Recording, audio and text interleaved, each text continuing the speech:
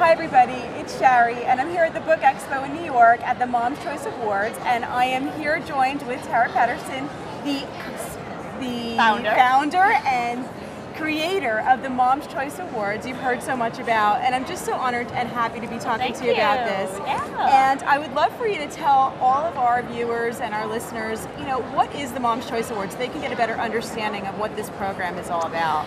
Well, the Mom's Choice Awards is an awards program where we give awards and honors to books, products, family-friendly media that demonstrates excellence. Yeah. And it's, you know, when I started it, the whole idea was for the mom stamp of approval to be on things so that when you go into a bookstore or you go into a store and you see that seal, you know, okay, this has been approved by a panel of, let's say, parenting experts. They're not all moms, we have a mix, but just people who approve family-friendly media. Yeah, absolutely. And we all know how much that is important, to have other moms, experts, to actually look at products and tell us which ones are good. Well, that's where we get our opinions from. I mean, the first thing we do when we want to, you know, buy a product is you ask somebody you know. It's usually another mom, another woman, and that's how we do it. So why not sort of have that there so that people would trust and know, okay, it's the seal. You know, it's like a caldecott. Everybody knows what a caldecott is. Yeah.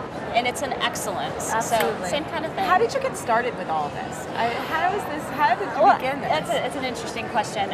In 2004, I started a publishing company, and it was set up to, it was called Moms in Print, and it was to help mom authors have their works published. And I loved the idea, I loved the whole concept, but I didn't like the publishing side of it. I didn't feel like messing with, you know, printing and getting everything typeset and all this kind of stuff. It was too technical for me. So somebody approached me and said, you know, you should consider an awards program for moms. I thought, yeah, great idea. So we started it. We started it sort of on a shoestring and, you know, this and that. We started building it. And this is what it is now. A couple years ago, well, I guess it was about a year and a half ago, I teamed up with a management company who has sort of taken it and grown it to this level. So I'm just sort of the creative spark. Creative spark. Well, it is definitely a creative spark, and it's just so amazing what you've actually been able to accomplish. To be able to see what somebody can take from an idea and make it a reality. That was the whole point. It's inspiring to me too, you know. And I have to say, I'm so honored.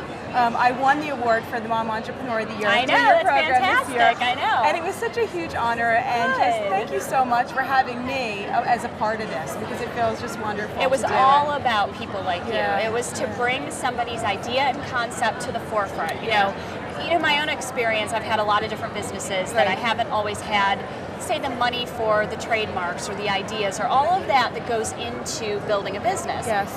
You don't always have all that behind you. When you do, you can take a mediocre product and you can make it really big. I wanted to bring heartfelt, quality products, messages, things that people were sharing from their heart, and give it a platform. You know, you don't have to have a huge budget behind you or a big name to take something from the heart. And some of the best products out there are mom-inspired, mom-created, and from the heart. Speaking of that, this is her new book. This is Raising Intuitive Children, and I just love, first of all, the name and the whole concept here, because so many times when you read some of these children's books, parenting books, it's not really getting to the point of, you know, what are their gifts, and having them really pull from inside of them, and I'm assuming that's what this is about. It is. You know, it takes conscious parenting to the next level. You know, we've had a push in the past, you know, several years about what does it mean to be a conscious parent, you know, being aware, being present. Presence is a huge part of that, but intuition is an even greater part of it, because our children feel their way through their environment. They feel their way through life, and they have different strengths and abilities. And it's about teaching our children to trust that and to know that what they feel is accurate. You know, for example, my daughter, who's 3.5, I was probably maybe about a month ago now, my husband had said, well, why don't you go next door and play with the little girl that had moved in next door, about the same age. And he said, why don't you go next door and play with Izzy? And she said, I don't want to. My husband said, well, why not? And she said, I don't like her daddy. Now, I didn't need to create a big story about it. I didn't need to make it an issue, but she felt uncomfortable for some reason. So I honor that, and I know that she's communicating with us. I just don't feel comfortable there. And that's it. And it's helping children trust that. And develop that skill. And develop it. It's trust. It's one thing that we really don't learn in school. I know. That most places don't acknowledge it, they don't grow that within children, and I think it's so important as parents to really start to listen to our children about listening to them. And you believe it or not, a fourth of the population has very strong intuitive gifts. Yeah. I mean, we all have intuition. We're all intuitive. Yeah. But a fourth of the population, that is their strongest gift. And Yeah. it's documented, back.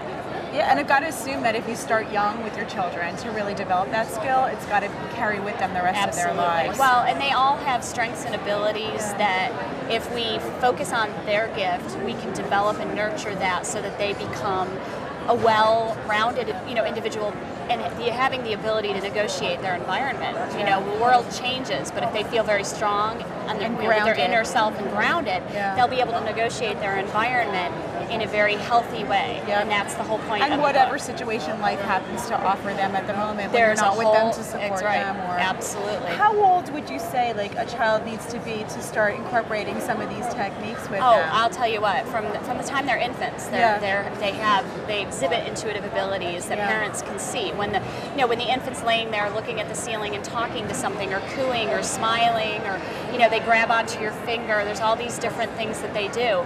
That's intuitive. That's the connection. And if a parent really can tune into that and feel that and be a part of it, then they'll know what to do with that child. Absolutely. Yeah. It seems like a learning process for the parent as well as the child, and I'm really looking forward to learning more about the book and reading and incorporating it into my parenting too. Well, great. Okay. I appreciate that. Thank you so much, Shari. Yeah, thank you.